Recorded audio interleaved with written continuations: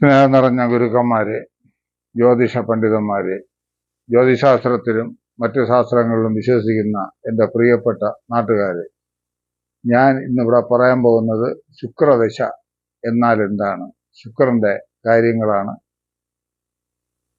പറയാൻ പോകുന്നത്.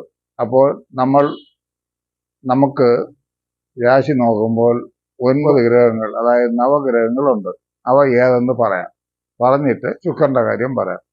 ആദിത്യൻ, ചന്ദ്രൻ, ചൊവ്വ, രാഹു, വ്യാഴൻ, ശനി, ബുധൻ, കേതു, ഇങ്ങനെ ശുക്രൻ, ഇങ്ങനെ 9 ഗ്രഹങ്ങൾ നമുക്ക് രാശിചക്രത്തിലുണ്ട്. അപ്പോൾ അതിൽ ഓരോ ഗ്രഹങ്ങളെ കാര്യങ്ങളെ നമുക്ക് പഠിക്കാം. ഇപ്പോൾ ശുക്രനെ പറ്റിയാണ് നാം പറയാൻ പോകുന്നത്. ശുക്രനാണ് ഒരു മനുഷ്യന് സമ്പത്ത്, അഭിവൃദ്ധി, ചൈതന്യം, ശക്തി, ബുദ്ധി, യുദ്ധി, നിതാന്ത സൗന്ദര്യം എന്നിവയെല്ലാം നൽകുന്ന ഒരു ഗ്രഹമാണ് ശുക്രൻ. ശുക്രൻ കലയുടെയും കാവ്യത്തിൻ്റെയും അന്യോന്യം ഇണകൾ തമ്മിലുള്ള പ്രേമത്തിൻ്റെയും എല്ലാം കാരകനായിട്ടാണ് ജ്യോതിശാസ്ത്രത്തിൽ പറയാവുന്നത്. എഴുത്തുകാർ, ഗണിതക്കാർ, കാവ്യകല ശാസ്ത്രങ്ങളിൽ നിപുണന്മാർ, വലിയ അഭിനയ ചക്രവർത്തികൾ, ഇതെല്ലാം ശുക്രന്റെ സ്വാധീനം കൊണ്ടാണ് വരുന്നത്. ശുക്രൻ സുഖത്തെയും ദുഃഖത്തെയും ഒരുപോലെ നൽകപ്പെടുന്നു. ശുക്രൻ ദാമ്പത്യത്തിൽ, അതായത് ശുക്രൻ വിവാഹത്തെ നശിപ്പിക്കുന്നതും പ്രോത്സാഹിപ്പിക്കുന്നതും വളരെ വിജയത്തിലേക്ക് കൊണ്ടുപോകുന്നതും ശുക്രന് ഒരു അപാര പങ്കുണ്ട്. എന്തെന്നാൽ ശുക്രൻ ആണ് കാരകൻ നല്ല ബലമായി നിന്നാൽ വിവാഹത്തിന് ഏറ്റവും ഉത്തമവും, അത് നീചസ്ഥാനത്ത് പോയി നിൽക്കുക, മൗഢ്യം വരിക, ബലം കുറഞ്ഞു നിൽക്കുക, ഇങ്ങനെയുള്ള അവസ്ഥകളിലാണെങ്കിൽ ഒരു മനുഷ്യൻ, അത് പൊതുവേ ഉള്ളതാണ്, ആ മനുഷ്യന് ദാമ്പത്യത്തിന് ക്ലേശങ്ങളും ദുരിതങ്ങളും സന്താനങ്ങളെ കൊണ്ട് അരിഷ്ടതകളും ഉണ്ടാക്കും. ശുക്രൻ മീനത്തിൽ ഉച്ചനും കന്നിയില് നീചനും ആകുന്നു. ശുക്രന് തുലാത്തിലും ഇടവത്തിലും സ്വക്ഷേത്ര ബലവാനും ആകുന്നു. അപ്പോൾ അതേപോലെ ശുക്രന് നീചബലം കന്നിയിലും ആകുന്നു. ഇവയെല്ലാം പരിഗണിച്ച് വേണം നാം ഒരു ദാമ്പത്യ ജീവിതത്തെ കണക്കാക്കാൻ. അപ്പോൾ ആദ്യമായി ശുക്രന്റെ കാരകനായ ദാമ്പത്യ ജീവിതത്തെ തന്നെ പറയാം. നമുക്ക് ചൊവ്വാദോഷം, ആളുകൾ ചൊവ്വാദോഷം, ഭാവദോഷം എന്ന് പറയും.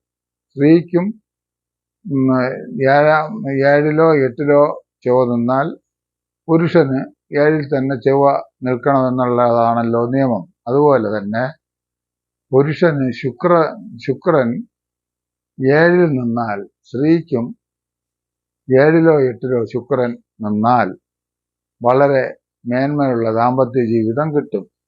ശുക്രന് പാവമത്യസ്ഥിതി ഉണ്ടെങ്കിൽ മറുജാതകത്തിലും ശുക്രന് പാവമത്യസ്ഥിതിയുള്ള ജാതകങ്ങൾ സ്വീകരിച്ചാൽ അവരുടെ ദാമ്പത്യം വളരെ ശ്രേയസ്, കീർത്തിയുള്ളതുമായിരിക്കും. ശുക്രനും ശനിയും ബന്ധപ്പെട്ട ഒരു ജാതകത്തിൽ നിൽക്കുകയാണെങ്കിൽ മറുജാതകത്തിലും ഇതുപോലുള്ള ബലമോ ബന്ധമോ ഉണ്ടെങ്കിൽ ഇവരുടെ ദാമ്പത്യം നന്നായിരിക്കും.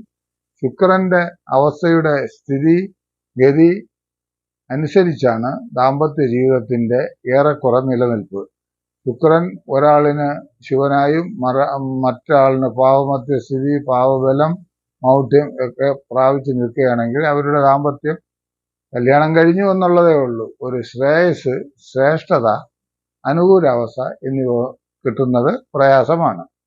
അപ്പോൾ ശുക്രനെ നമ്മൾ വിവാഹത്തിന് ഒരു പ്രധാന ഘടകമായി തന്നെ സ്വീകരിക്കണം. ശുക്രൻ, അതായത് ലഗ്നം എന്ന് വെച്ചാൽ 1-ാം ഭാവം. ശുക്രൻ 1-ാം ഭാവത്തിൽ നിന്നാൽ ആ ആളിന് മുഖസൗന്ദര്യം, നല്ല കണ്ണ്, മൂക്ക്, മുഖം, നല്ല വിനയത്വം എന്നിവ ഉണ്ടാകും. അതുപോലെ തന്നെ ശുക്രൻ 2-ാം ഭാവം ധനം, കുടുംബം, ആ ഭാവത്തിൽ നിന്നാൽ നല്ല പല്ല്, ശ്രേയസ്, ഐശ്വര്യം, വാക്ക് സാമർഥ്യം എന്നിവ ഉണ്ടാകും. 2-ൽ ശുക്രൻ നിൽക്കുന്നവർ അല്പം ചിലവ് കൂടുതൽ ഉണ്ടാകും. പക്ഷെ അതുപോലെ തന്നെ അവർക്ക് വരുമാനങ്ങളും വരും. വലിയ കലാകാരന്മാർ, ബ്യൂട്ടി പാർലർ തുടങ്ങിയ കൈകൊണ്ട് പണി ചെയ്യുന്ന എല്ലാവർക്കും 2-ലെ ശുക്രൻ നല്ല ലാഭത്തെയും ഭാഗ്യത്തെയും വരപ്പ് തിരിപ്പ് ഇതിനെല്ലാം വളരെ ടച്ച് ഇങ്ങനെയുള്ള കാര്യങ്ങൾക്ക് ഇവരുടെ 2-ലെ ശുക്രൻ വളരെ പ്രയോജനം ചെയ്യും. അടുത്ത 3-ലെ ശുക്രൻ അവർ അധ്വാനിച്ച് സഹോദരങ്ങൾക്ക് വേണ്ടിയും മറ്റുള്ളവരെ സഹായിക്കുന്നതിൽ 3-ലെ ശുക്രൻ വളരെ ബലം ചെയ്യും. 4-ല് ശുക്രൻ, 4-ാം ഭാവം സുഖസ്ഥാനം. 4-ല് ശുക്രൻ നിന്നാൽ നല്ല ഭവനം, ഗ്രഹം, യോഗം, ഭൂമിയോഗം, വാഹനയോഗം എന്നീ സൽഗുണങ്ങൾ ഉണ്ടാകും. പിന്നെ 5-ൽ ശുക്രൻ, 5-ാം ഭാവം പുണ്യസ്ഥാനമാകുന്നു. അതുപോലെ തന്നെ 5-ൽ ശുക്രൻ നിന്നാൽ അവർ പ്രശസ്ത കലാകാരന്മാരായിരിക്കും. പാട്ട്, സംഗീതം ഇവ കേൾക്കുവാനും അതുപോലെ തന്നെ പാട്ട് പാടാനും നൃത്തം ചെയ്യാനും അഭിനയിക്കാനും ഇവരുടെ കഴിവ് വളരെ പ്രശസ്തമാണ്. അതുപോലെ വൃത്തിയുള്ള ദേഹത്തോടു കൂടിയവരായും എപ്പോഴും ശുചിത്വം ഉള്ളവരുമായി ഭവിക്കും. 4-ലെ ശുക്രനും 5-ലെ ശുക്രനും ശരീര ശുഭത്തെ അല്ലെങ്കിൽ വൃത്തിയെ വളരെ പ്രദാനം ചെയ്യുന്ന അവസ്ഥകളെ ഉണ്ടാക്കുന്നു. അടുത്ത് നമുക്ക് 6-ലെ ശുക്രൻ. 6-ൽ ശുക്രൻ അത്ര നല്ലതല്ല. രോഗത്തെ ക്ഷണിച്ചു വരുത്തും. ശരീരത്തിലെ കൊഴുപ്പ് സംബന്ധിച്ചുള്ള അസ്വസ്ഥതകളും ഉണ്ടാക്കും. അതുപോലെ തന്നെ അവർക്ക് സാമ്പത്തിക ദുരിതം വരികയില്ല. എങ്കിലും ഏതെങ്കിലും കാര്യത്തിന് വേണ്ടി ധനം ചിലവഴിച്ചു കൊണ്ടിരിക്കും. പൊതുവെ 6-ലെ ശുക്രന് നിൽക്കുകയും മറ്റു ഗ്രഹങ്ങൾ നല്ല ബലവത്തായി നിൽക്കുകയും ചെയ്താൽ ഈ ദോഷത്തിന് വളരെ കുറവ് ആയി ഭവിക്കും. അടുത്ത് 7-ൽ ശുക്രൻ. അപ്പം വിവാഹസ്ഥാനത്ത് ശുക്രൻ നിൽക്കുന്നത് നല്ലതാണ്. പക്ഷേ പൊരുത്തം നോക്കുമ്പോൾ മറുജാതകത്തിലും ശുക്രൻ 7-ൽ തന്നെ നിൽക്കുന്നത് ചന്ദ്രാലോ ലഗ്നാലോ ശുക്രൻ 7-ൽ നിൽക്കുന്നത് 2 ഇണകൾക്കും വളരെ അനുകൂല അവസ്ഥകളെ ഉണ്ടാക്കും. അതായത് അവരുടെ വാക്ക്, അഭിരുചി, ചിന്ത എല്ലാം ഒന്നായിരിക്കും. കാരണം സ്ത്രീക്ക് 7-ലോ 8-ലോ ശുക്രൻ നിന്ന് പുരുഷന് 7-ൽ തന്നെ ശുക്രൻ നിൽക്കുന്നതാണ് ഏറ്റവും ഉത്തമം. അങ്ങനെയുള്ളവർ വളരെ ഭാഗ്യവാന്മാരും ഐശ്വര്യമുള്ളവരും ആയി ഭവിക്കും. അടുത്ത് 8-മത്തിൽ ശുക്രൻ. 8-മത്തിൽ ശുക്രൻ നിൽക്കുന്നവർക്ക് തന്റെ വാക്കുകളാൽ മറ്റുള്ളവരെ ശത്രുത കൂട്ടിച്ചു കളയും. എങ്കിലും ധനമോഹം അവരെ കൈവിടുകയില്ല. ധനം ധാരാളം ഉണ്ടാക്കും. അതുപോലെ ചെലവും വരുത്തും. അതുപോലെ 9-ൽ ശുക്രൻ. ഭാഗ്യസ്ഥാനത്ത് ശുക്രൻ നിൽക്കുന്നവർ കലാകാരും എഴുത്തുകാരും വളരെ ധാർമ്മിക കാര്യങ്ങളിൽ ഇടപെടുന്നവരും മറ്റുള്ളവരെ സഹായിക്കുന്നതിലും വളരെ പ്രാപ്തരായിരിക്കും. 10-ലെ അടുത്ത് 10-ലെ ശുക്രൻ. 10 കർമ്മസ്ഥാനം. കർമ്മസ്ഥാനത്തിൽ ശുക്രൻ നിൽക്കുന്നവർ അഭിനയം, കല, നൃത്തം, നടനം എന്നിവയിൽ നിന്നും സമ്പാദ്യം ഉണ്ടാക്കുകയും ബാങ്കിങ്, അതുപോലെ ടീച്ചിങ്, അതുപോലെ തന്നെ മെഡിക്കൽ ബന്ധം, ഫാർമസി ഇങ്ങനെയുള്ള ബന്ധമുള്ള തൊഴിലുകളിലും ഇവർ പ്രവേശിക്കുകയും അതിൽ നിന്ന് സാമ്പത്തിക നേട്ടങ്ങൾ ഉണ്ടാക്കുകയും ചെയ്യും. അടുത്ത് 11-ലെ ശുക്രൻ.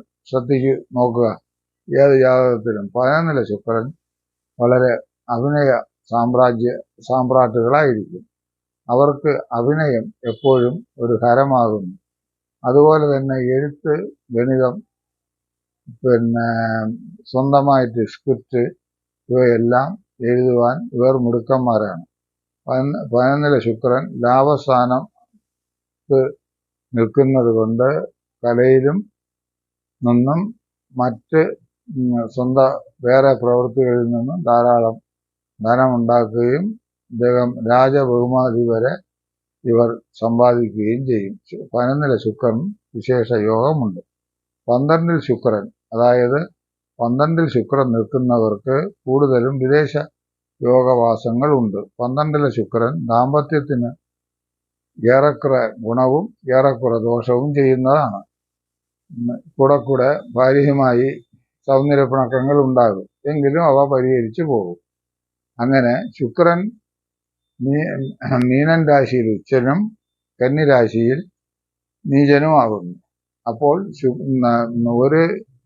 ഒരു കുടുംബ ജീവിതത്തിനും കലാ ജീവിതത്തിനും ഏറ്റവും പ്രത്യേകമായി നന്നായിരിക്കേണ്ടത് ശുക്രന്റെ അവസ്ഥയും സ്ഥിതിയും ഭേദവുമാകുന്നു.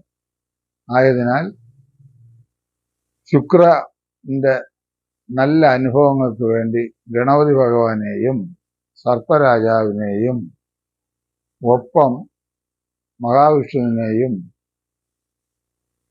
മാടൻ തമ്പുരാനെയും പ്രാർത്ഥിച്ച് കൊള്ളുക. വിവാഹം കഴിയാത്തവരും ഈ പൂജകളും ഈ അനുഷ്ഠാനങ്ങളും ചെയ്തു കഴിഞ്ഞാൽ നിങ്ങൾക്ക് നല്ല ദാമ്പത്യ ജീവിതം ലഭിക്കും. സ്ത്രീകൾ പ്രത്യേകിച്ച് ഷഷ്ഠിവ്രതം വിവാഹം വരെ നോക്കുന്നതും ഉത്തമമായിരിക്കും. ഇത്രയും പറഞ്ഞുകൊണ്ട് എൻ്റെ ഈ വീഡിയോ തൽക്കാലം നിർത്തുന്നു. നിങ്ങൾക്ക് നമസ്കാരം. ഞാൻ മലയൻകീഴ് പുരുഷോത്തമൻ.